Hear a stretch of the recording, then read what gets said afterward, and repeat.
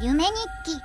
呪詛家族。気がつくと自分はどこかの一軒家の中にいた。どの部屋も薄暗く、廃墟とまではいかないが、人が住んでいない建物特有のよどんだ重苦しい空気が流れていた。自分の肉体は自分の意志とは無関係に動いていて、家の中を探索しているようだった。すると頭の中にこの一軒家の記憶が流れ込んできた。もともとこの家には平凡な家族が住んでいて、女子高生の娘が一人いたらしい。この娘は引っ込み思案な性格で、小中学生の時は孤立しがちで友達がいなかったが、高校に入り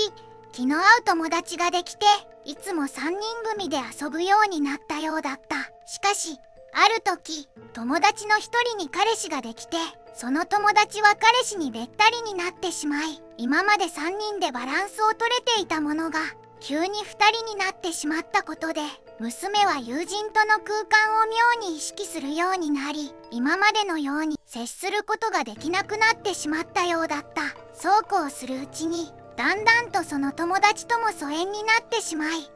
新しい友達を作ることもできず、彼女は高校でも再び孤立するようになってしまった。やがて彼女は周りの同級生にどう思われているのか不安で仕方なくなり、学校を休むようになり、結果的に引きこもりになってしまったようだった。娘は毎日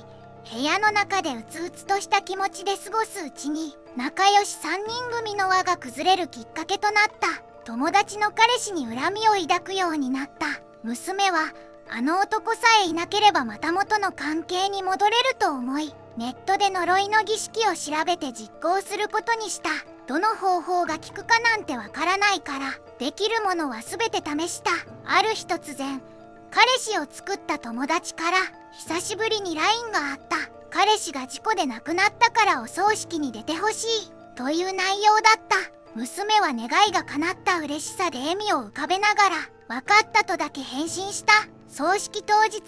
娘は純白のワンピースで現れた。常識的に考えればありえない服装だが、娘はもうこの時にはおかしくなっていたのだろう。娘からすると、願いが叶っためでたい日なのだから、おめかししていくのは当然という考えだったようだ。友達には大激怒されて、絶交を言い渡されて、すぐに追い返されてしまった。そして娘はその帰り道に電車に飛び込んだ。腹の上を電車が通過して、上半身と下半身が真っ二つになり、ワンピースは真っ赤に染まっていたという。ここで再び意識が一軒家にいる自分に戻ってきた。自分はドアノブを握っている。一呼吸してからドアを開けると、後ろを向いている上半身だけの赤黒い服のロングヘアの女が明らかに実体として見える。はっきりとした姿で部屋の中央に存在していた。自分はボソッと、やっと見つけたとつぶやくと、部屋の中へ一歩踏み入れた。すると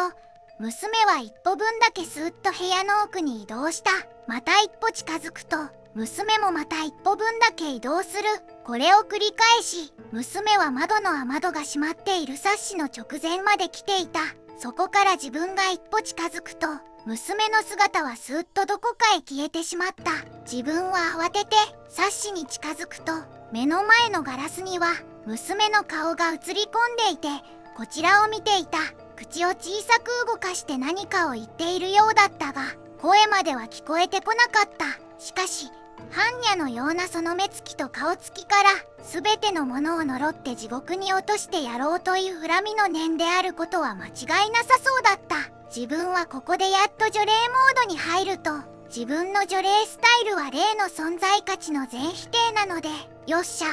やるならやってみろや。この死人風情がお前ら隠れて驚かすことぐらいしか能のない雑魚だろう。やれるものならやってみろこの野郎、と罵った。すると娘の顔は一旦消えたが、すぐにまた現れた。しかし次は娘だけではなく、死んだ彼氏や娘の友人や娘の家族まで映り込んでいた。その窓ガラスに映る集団は声こそ聞こえないが、鬼の形相で自分に対して恨みの呪詛を吐いてくる。自分はそんなもんでビビるかボケ、